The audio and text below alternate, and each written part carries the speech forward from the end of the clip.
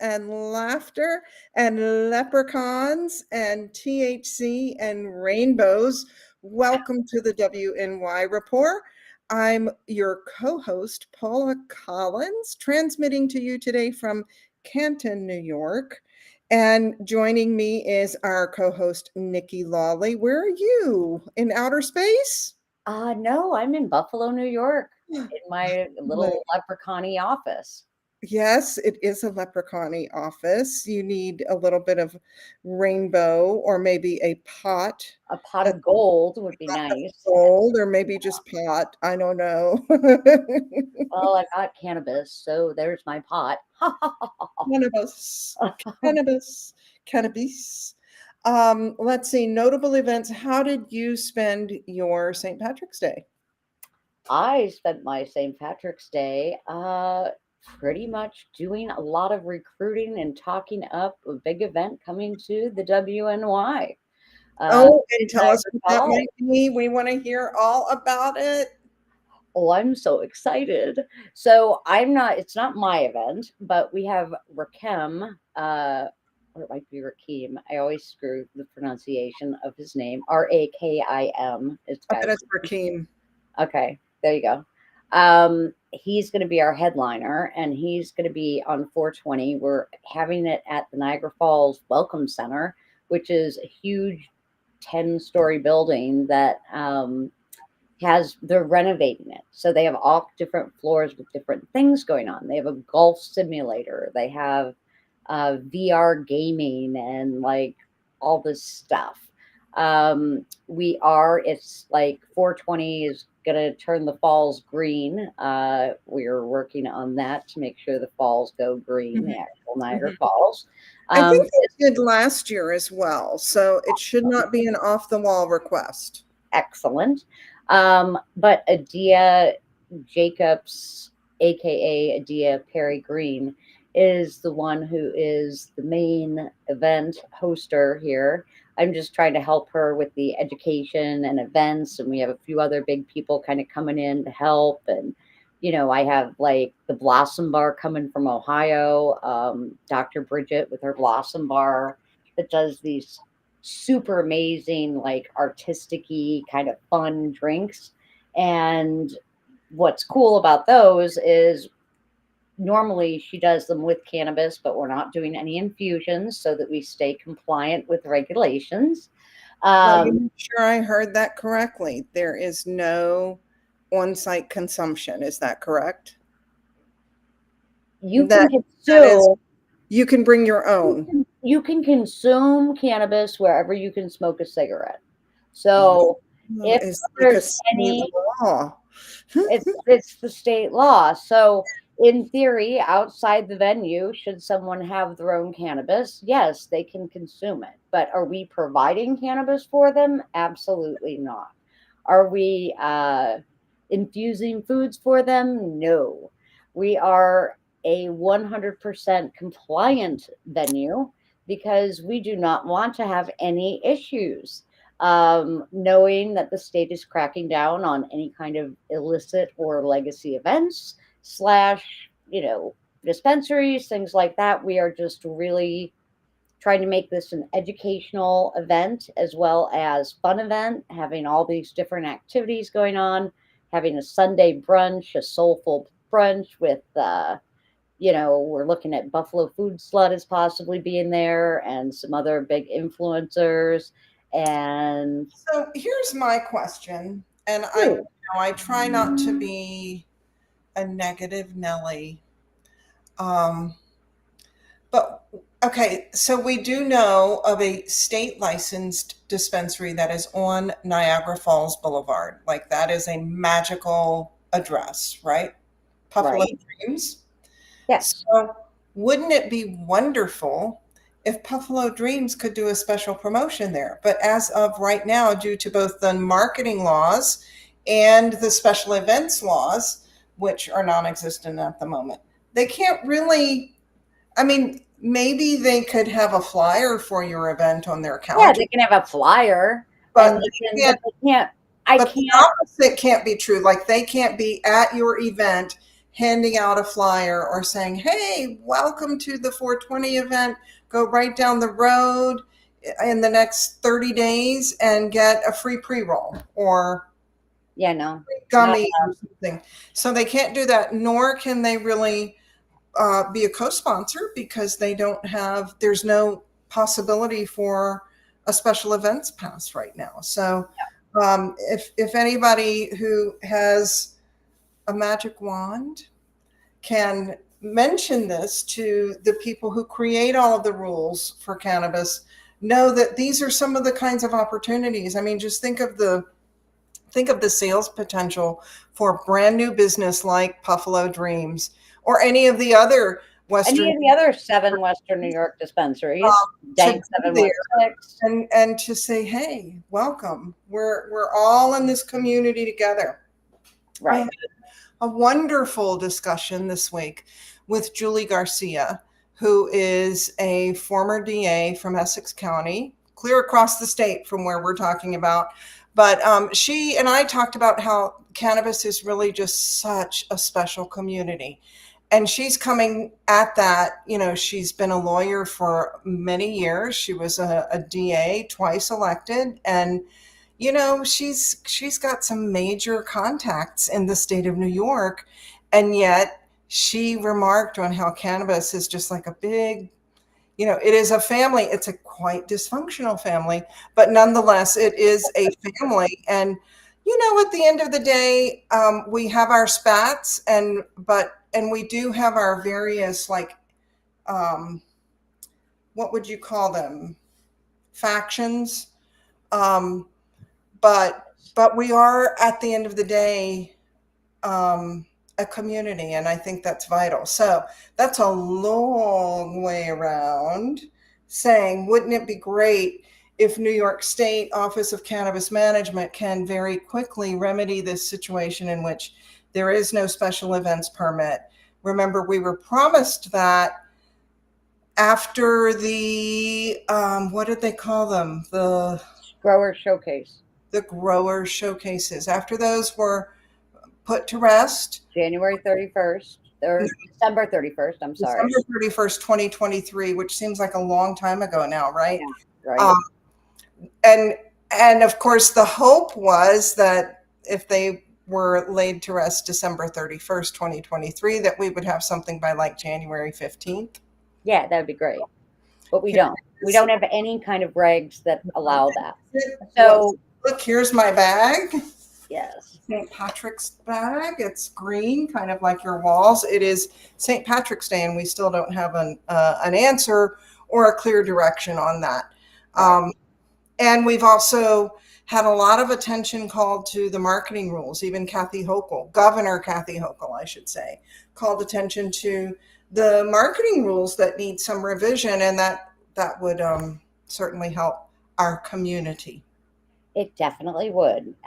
There is a native land right by Niagara Falls, which is the Seneca Niagara Casino, and they do have a native dispensary right there. So, I mean, people could technically, should they want to, go purchase cannabis at Nativa because it's sovereign land and that's their opportunity and they're free to do whatever they would like. But I can't encourage that purchase. I can't suggest them going to it. I can't suggest that, oh, we have a rooftop to watch and view the falls and you could smoke cigarettes up there, but I can't say you can smoke cannabis up there. Should they happen to consume cannabis up there, I don't have a leg to stand on my venue because we allow cigarette smoking up there. So that's no different than any bar down the street or any event anywhere that is allowed to smoke cigarettes, right? We're not allowing smoking inside of anything. But the law clearly states anywhere cigarettes are consumed, cannabis can be consumed with fire or vape. So we are focusing more on the education and the entertainment of it. Rakeem is like a pretty big deal. Like he's a big star, right? And like we're doing like several different VIP packages. If anyone wants to find out, check it out at elevated with a D nf.com, aka Niagara Falls NF. That's elevated. I thought you were NF. saying MF, like, No. N is in Nikki. nf.com. We are looking for sponsors. We're looking for vendors. We have some economical packages for those that are community driven vendors or nonprofits. We're really trying to bring that whole community together in a legal venue, but also teach people, like really educate them. And, we're hoping for doctors to be there. I have Dr. Bridget speaking, Bridget Williams. She's going to speak and bring her cool artistic bar, which again, super cool. And then we have Dr. Lakeisha Jenkins. She's supposed to come. She's a naturopath. There's, other doctors we're talking to. We're trying to have access to medical cards on site that, you know, whether it's through telemedicine or alternative means, we're trying to get like a medical card sponsor, have an entertainment sponsor, maybe even have a bus coming from Buffalo to bring people to the event that don't have transportation. It's literally right before the Canadian border. So it's in Niagara Falls, New York, but we are right there. I mean, right there. 2 blocks from the casino, the Niagara Falls Welcome Center. And I'm just super excited to, you know, have a little tiny role and try and bring some really great educators and speakers and workshops in this event. Mm-hmm. So that's what I'm doing for 420. So that's what you're doing for 420. Well, I really want to be there. I'm still trying to work out my life, life and other related subjects. Here's what I've got going. Some of you may know that I am running for Congress. I am running for Congress in the congressional district that is just slightly to the next door to the Buffalo area. So I'm running in 21, which kind of cuts off right at it kind of goes around Buffalo.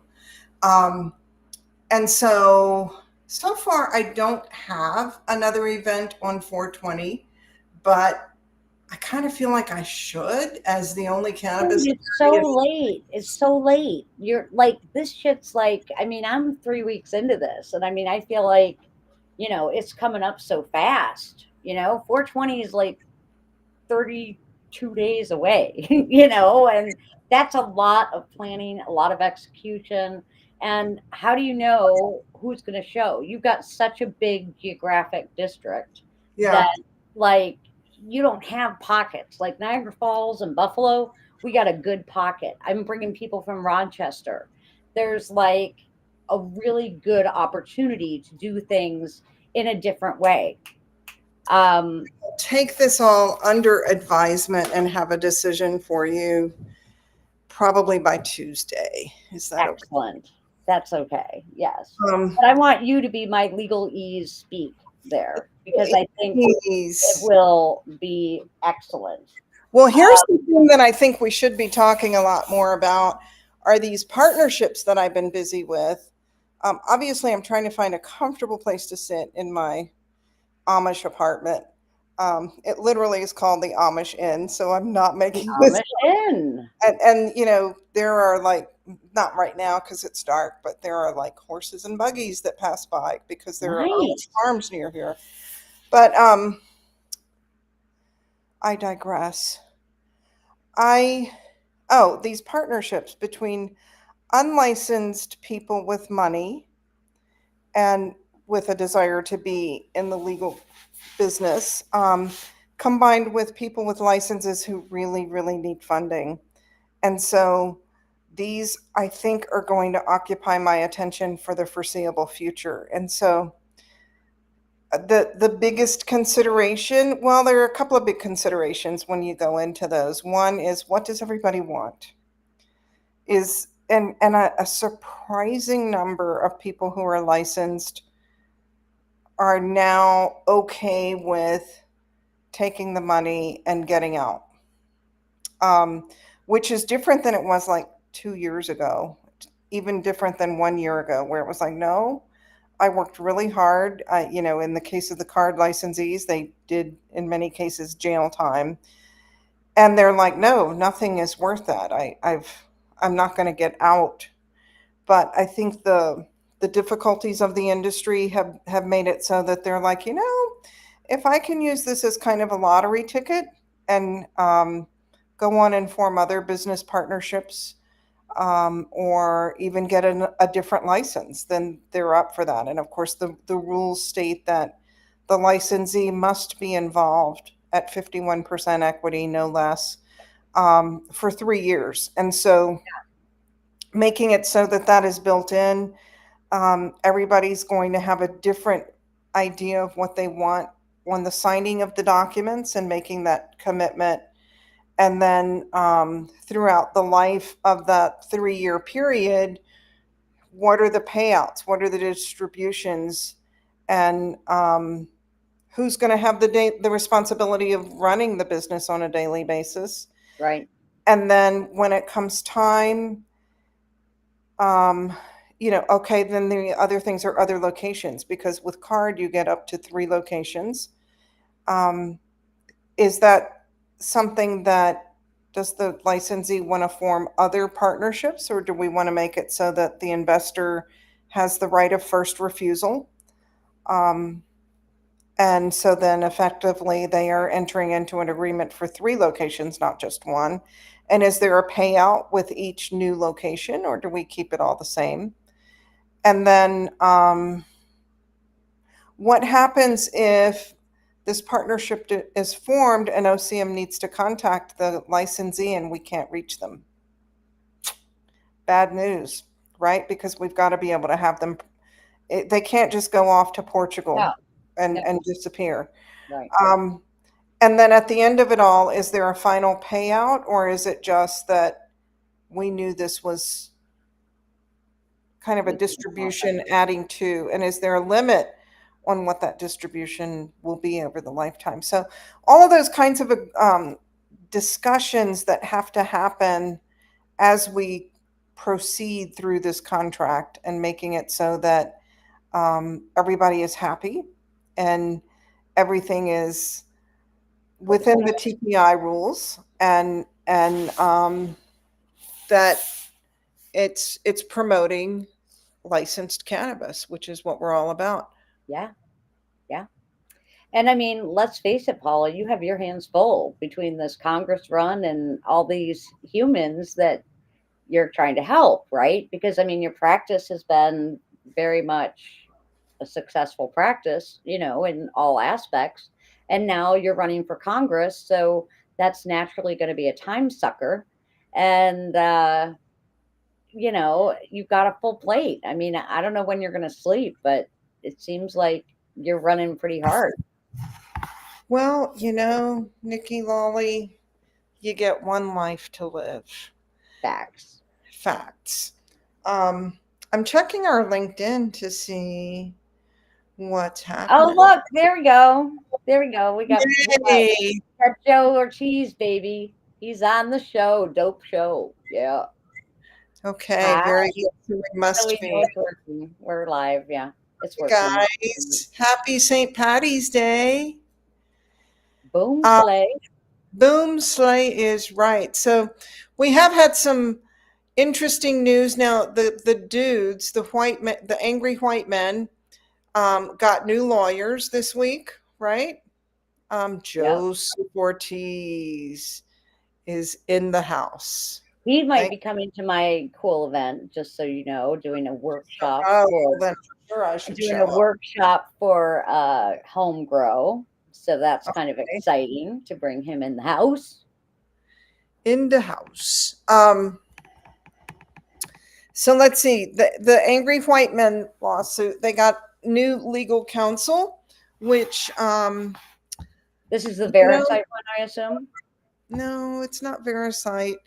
It's the I don't want to blind us with the camera and the lights and everything.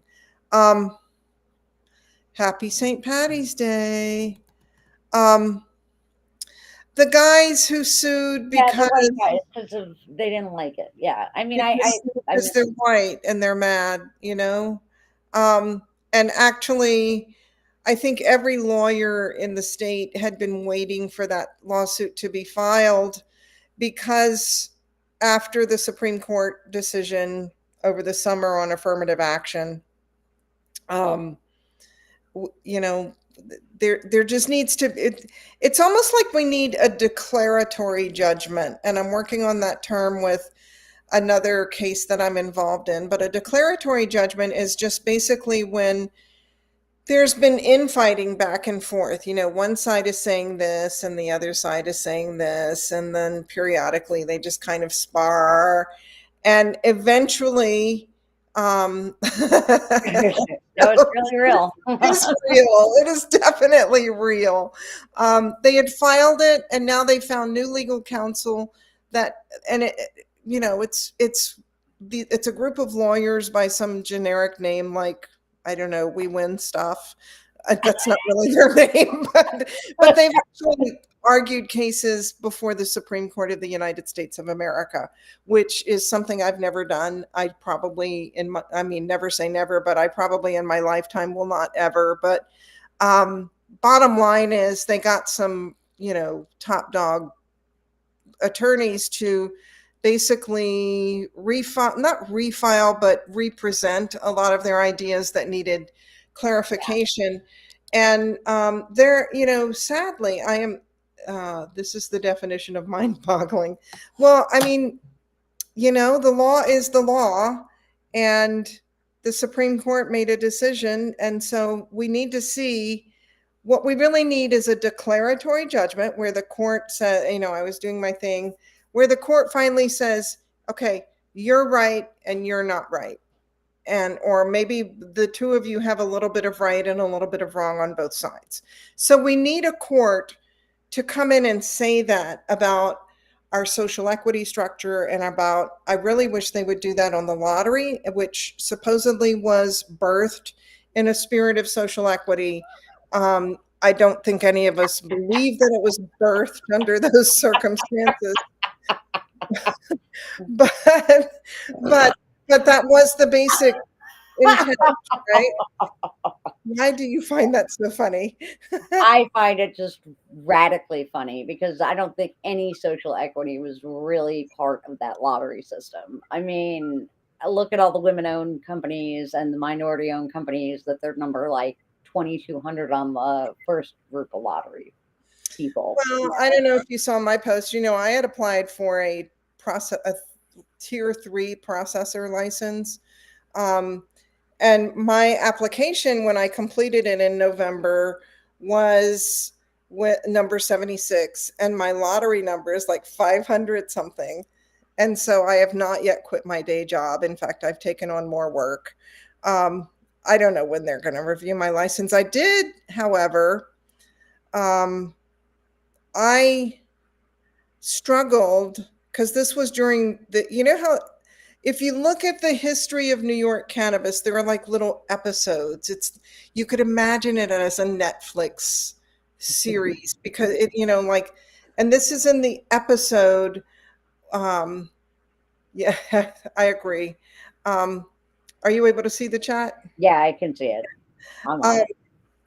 But this Smile. was in the episode in which they were really emphasizing, this was before the November application was due. Right. And they were emphasizing that for you to be in that November application, you had to not only have a letter of intent, a so-called LOI, you needed to have an actual location with a lease. Yes. And I had, you know, they also were saying that the type 3 processor license was really not plant touching, that it is a labeling or a white label White license. labeling. So I was like kind of twisting my head around all of that, thinking, well, if I'm not plant touching, why do I need a location? Why can't I just work at my desk? And so sure enough, I listed my co-working space as my location. Since that time, I have very close contact with someone who has had delivery approved with a co-working space. And so if they come back to me and say, whoa, Paula, what is this with this co-working space? You can't run your white label business from a co-working space. I'm going to say, well, I happen to know, Um, Huh. so we'll see how it all goes, but I'm number 500 something. And again, the questions abound about that lottery, because if it is not capped, why do the processor license even have to be subjected to the lottery? There should be our own little advocate within OCM that we reach out to say, hello, this is Paula, and I am inquiring about the status of my application. I think that if I were queen for a day of OCM, that would be a fun game to play with me and Nikki. Are you ready? Queen for a day. I would, first of all, get rid of the lottery. But secondly, I would organize OCM.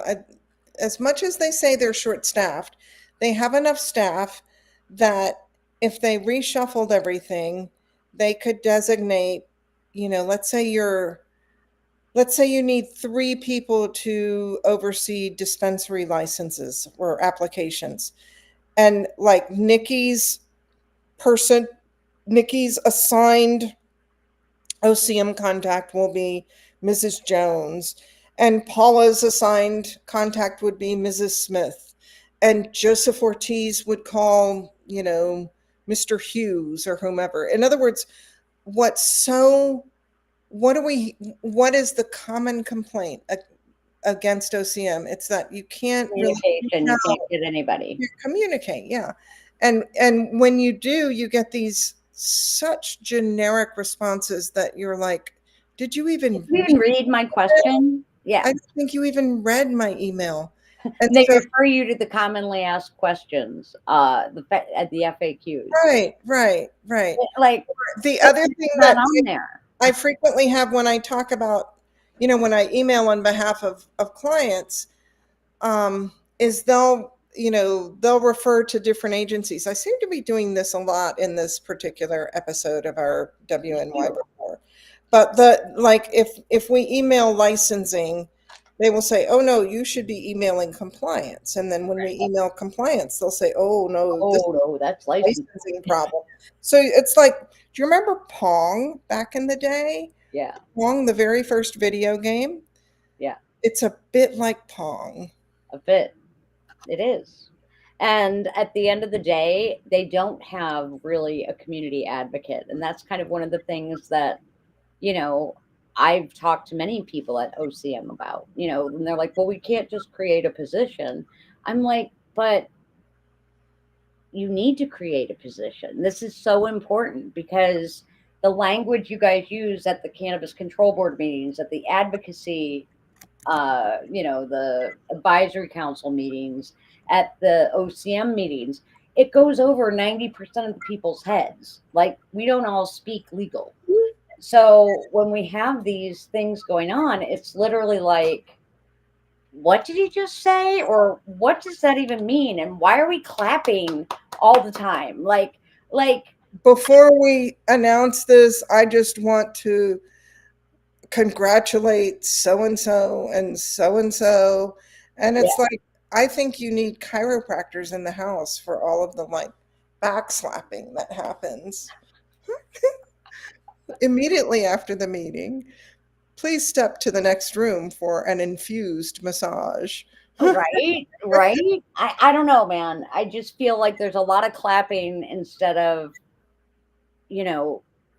let's really talk about what's going on. Like, Well, we need somebody to translate that, and translate, and let's stop with all of the various acronyms. But the other thing is, I was remarking, many of us within the state of New York have interactions with the Department of Motor Vehicles.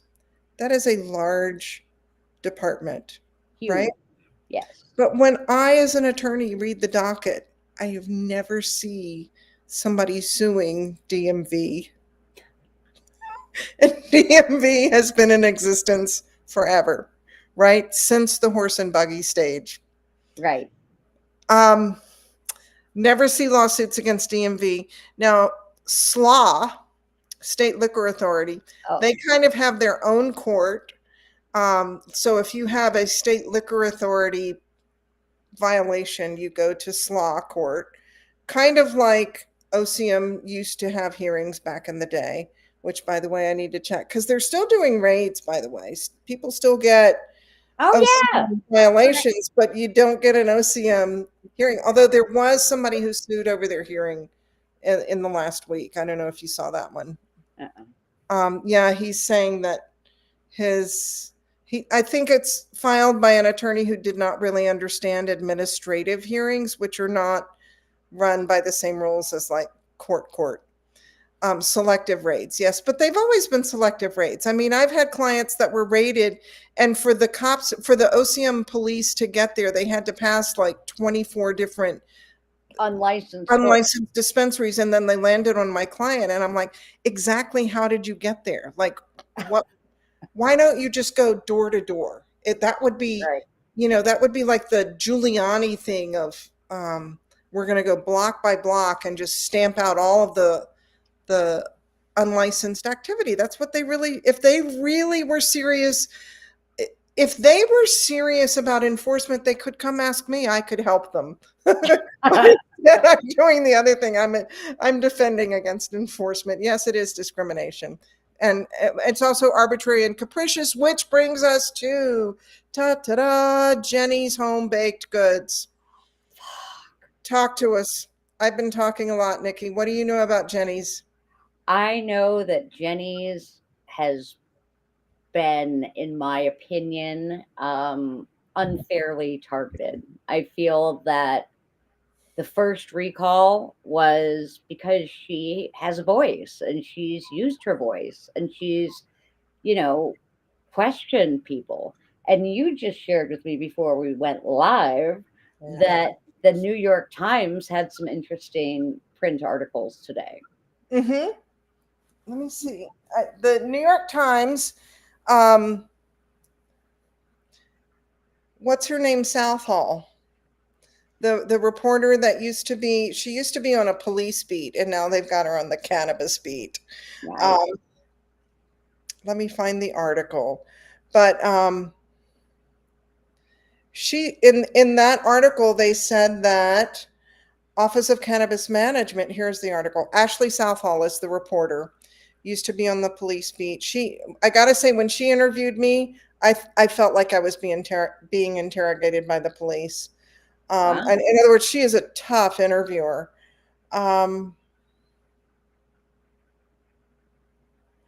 So I could just read what's like Just read highlights. the highlight that we talked about. Okay, the highlights are, well, the article is titled, wait for it, New York must figure out how to fix cannabis mess, Hochul orders. But, that's quoting Hochul from several weeks ago. And this article is published today. Governor Kathy Hochul has told New York officials to come up with a fix for the way the state licenses cannabis businesses amid widespread frustration over the plodding pace of the state's legal cannabis rollout and the explosion of unlicensed dispensaries. Mhm. That sounds actually kind of exciting. But, anyway, the governor has ordered a review to begin Monday. Did you know? Ooh, no. The main goal of the review, which will be conducted by Jeanette Moy, the commissioner of the Office of General Services, she's no joke, is to shorten the time it takes to process applications and get businesses open. And it gives the stats on, how many applications and how long it's taken. Ms. Moy has a, quote, proven track record of improving government operations, the governor said in a statement. And she will provide a playbook to turn around the Cannabis Management Office and, quote, jumpstart the next phase of New York's legal cannabis market, end quote. I think we can all get behind that. Let's, three cheers for Jeanette Moy.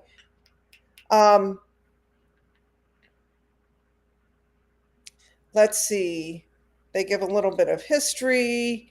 Mr. Alexander, as in Chris, acknowledged that there was more his agency could do to improve the licensing experience and said he believed Ms. Moy, quote, would help us get where we need to be, end quote.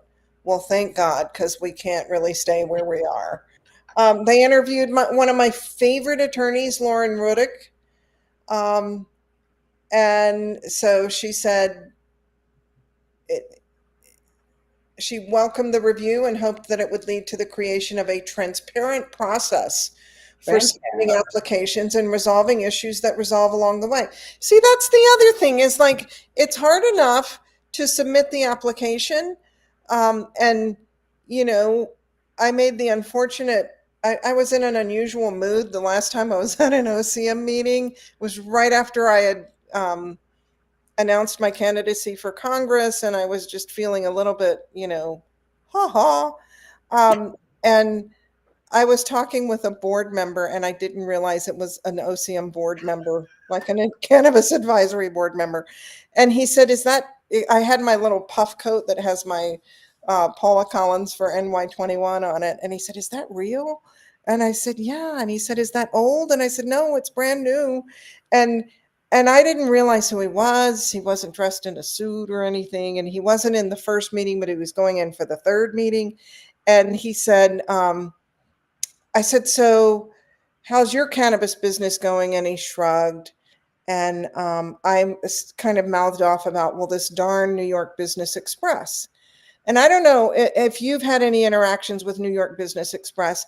I promise you, I think the computers at New York Business Express can like detect my fingerprints on my computer laptop. And when they see my fingerprints, when those are transmitted through the keys and the wonders of technology, the whole New York Business Express shuts down.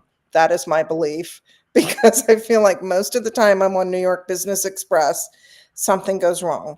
And it's either my passcode because I've got a million clients with different passcodes. I think the cookies or the cache holds it. So then I go incognito, and even that gets weird.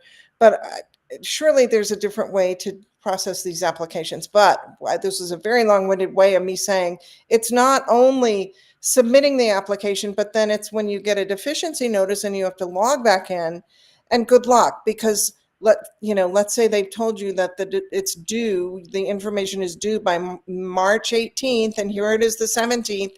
You've been trying for 4 days to upload your documents.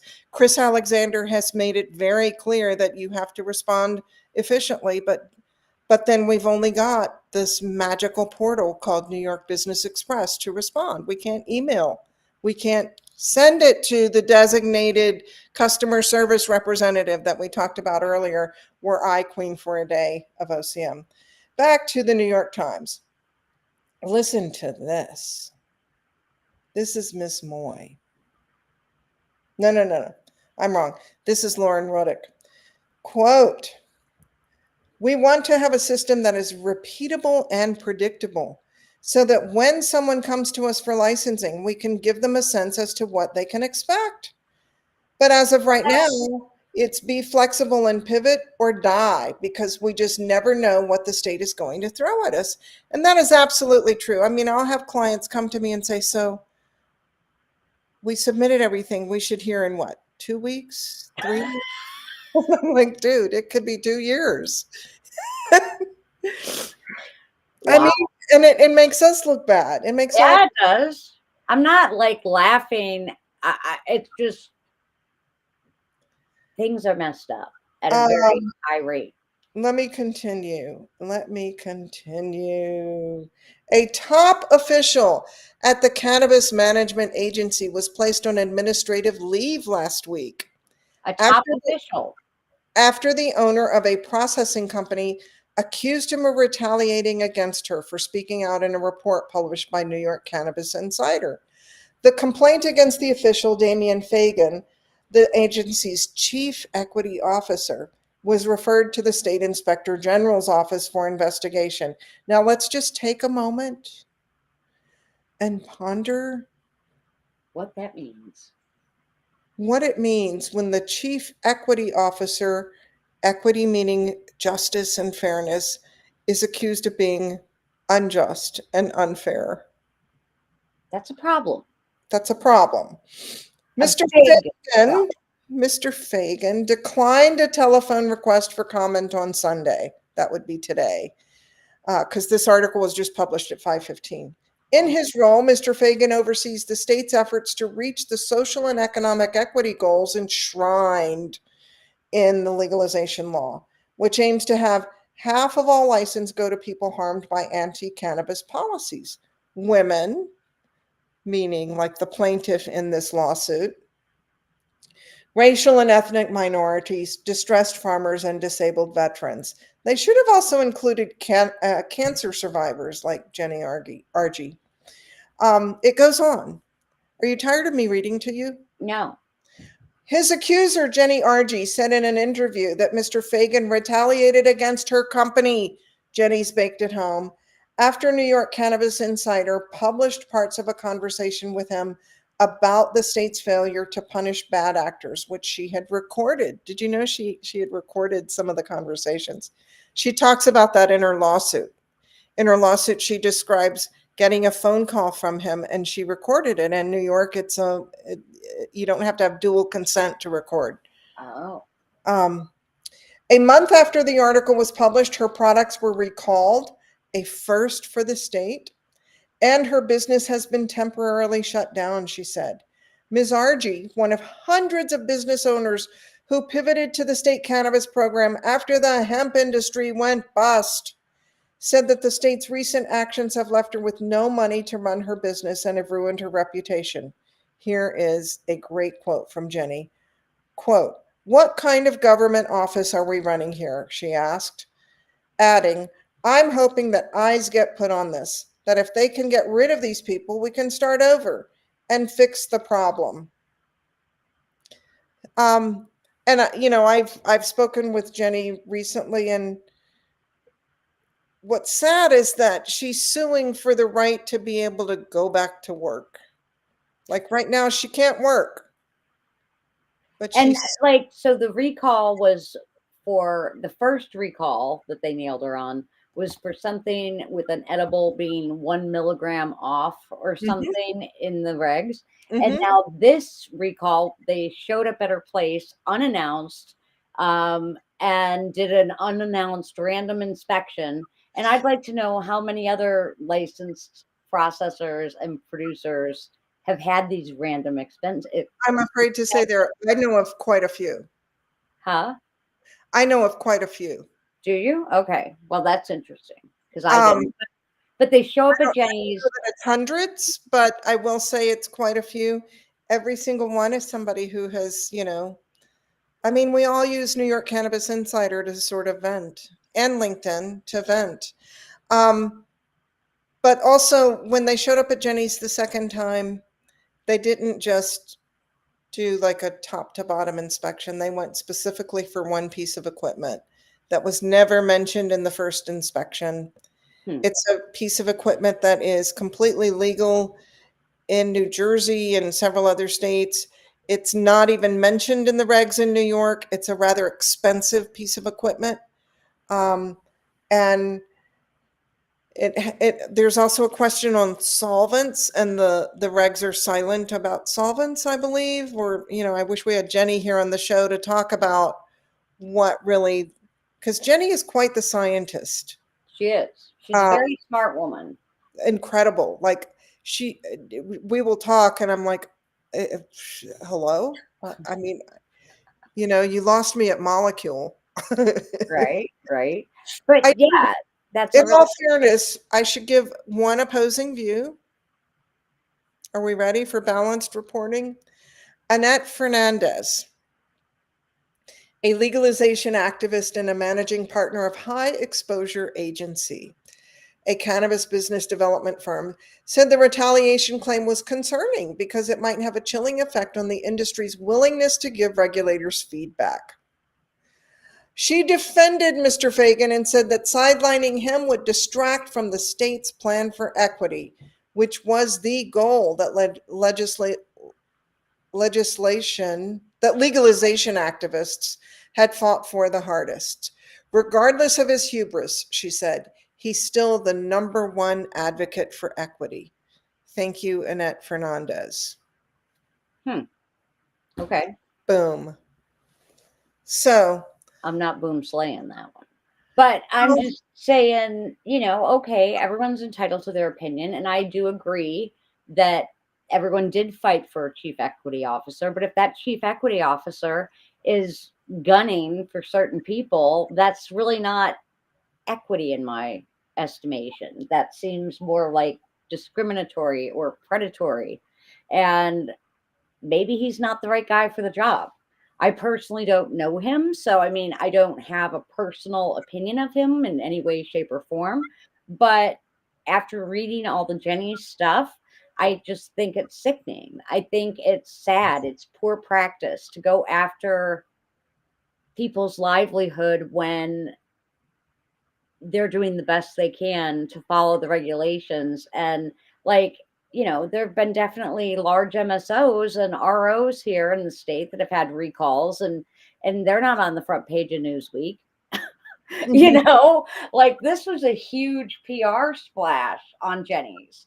Like they haven't even talked about other recalls or other products that didn't meet up to snuff. And so for her to be singled out, I just feel is not cool. I mean, not cool at all. I don't think let's not forget how much, like, I truly believe that Jenny, it's only because of people like Jenny that we have come as far as we have with legal cannabis. She was out advocating for the processors from day one, if not before. In fact, I know it was from before because she's been in business for 10 years. But, in some way, shape, or form, creating her products, which are clean and sugar-free and what vegan I and kosher and what I love about her products is so many gummies they dunk in sugar, which I never understood until somebody explained, well, the sugar helps to stabilize the product so that yeah, when it's in a box, it's not it going to doesn't ooze stick everywhere. together. Yeah. Yeah.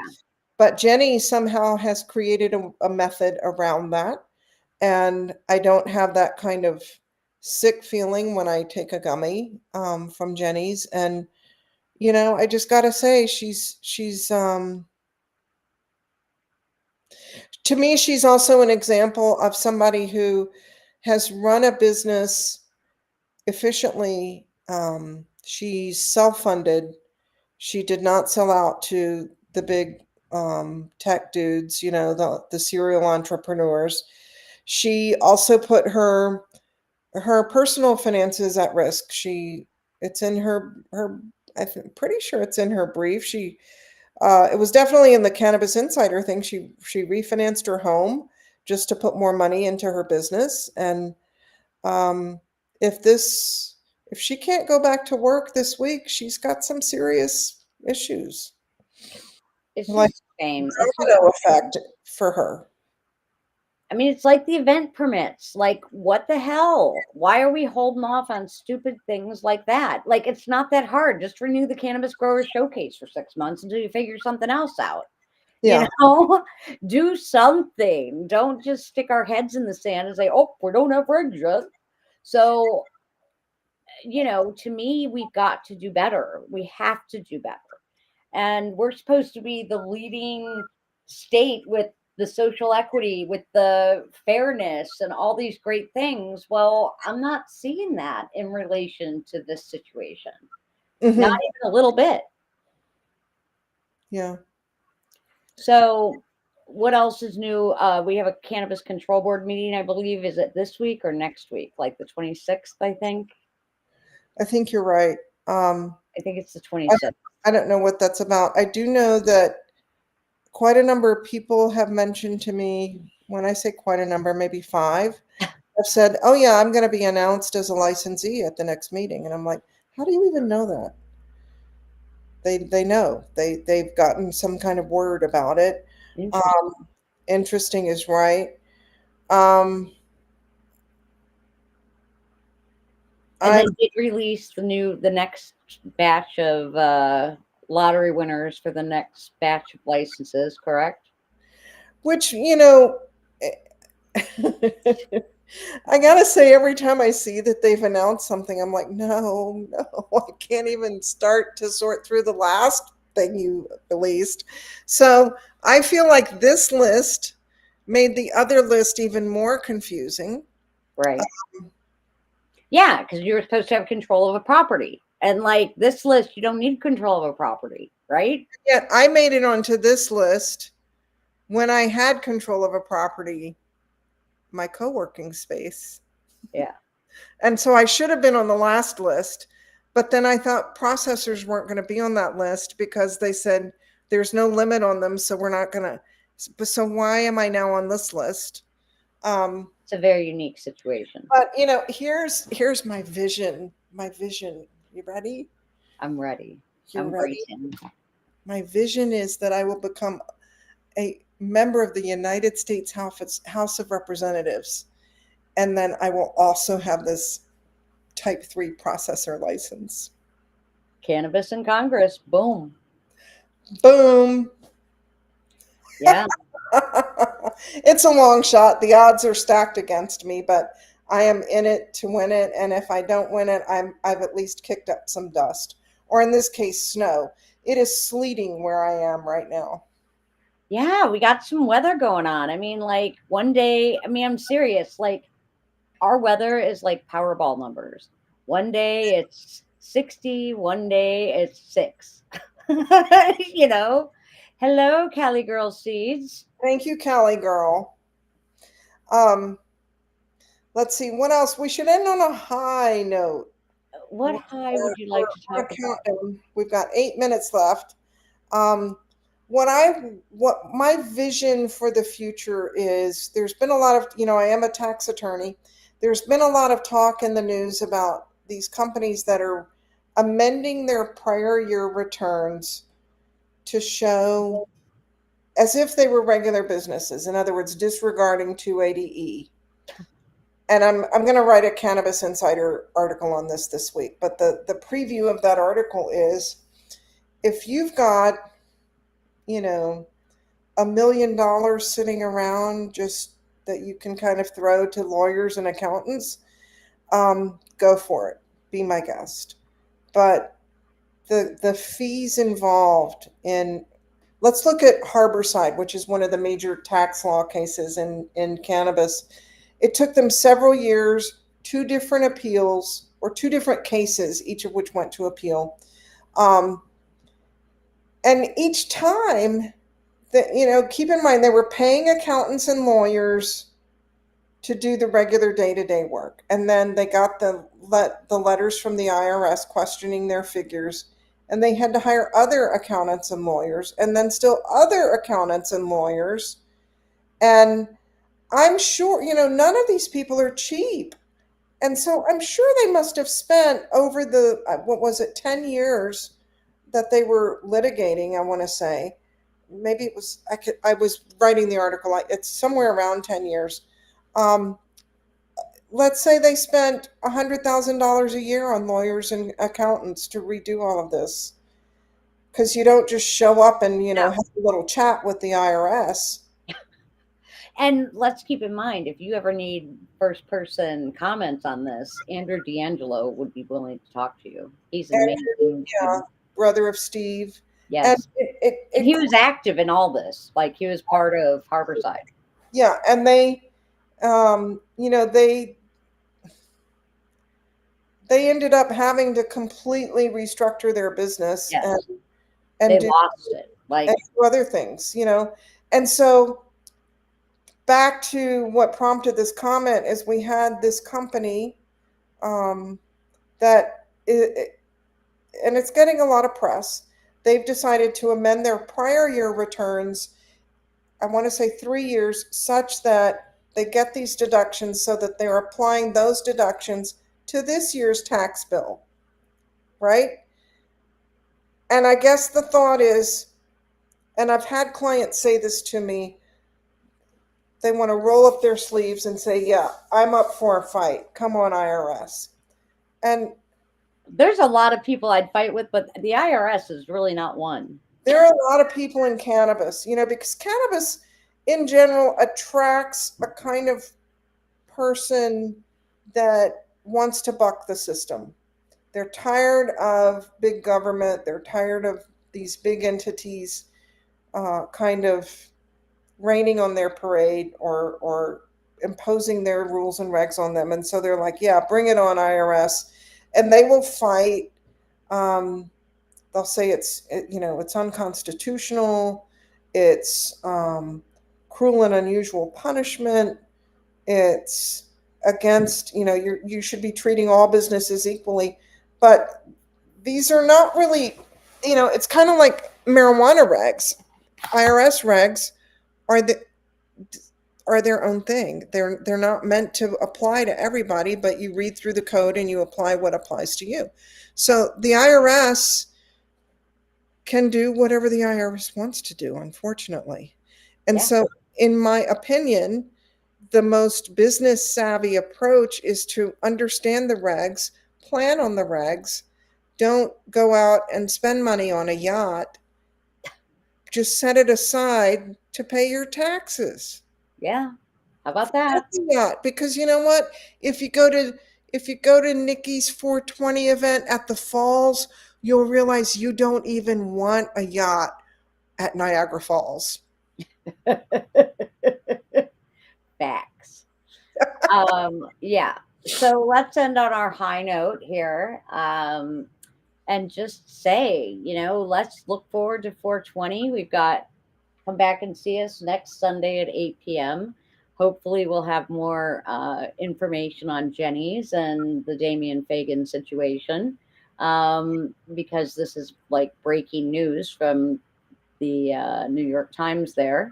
And, we appreciate all of your comments, everyone who joins in. And, we really are trying to keep this interesting. We're going to have guests coming on.